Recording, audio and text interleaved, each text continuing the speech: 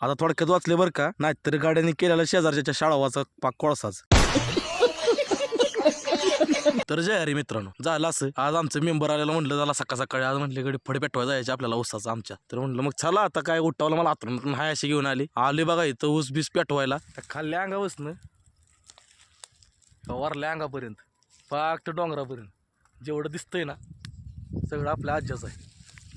हलक्यात नाही कार्यक्रम.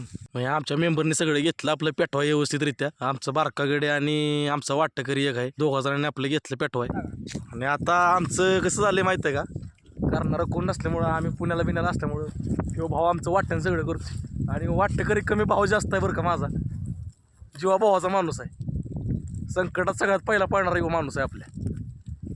पाक खालनं दिसतंय का नाही वरपर्यंत सगळं भावाने गेले, एकटाच आहे अख्खा भाऊ.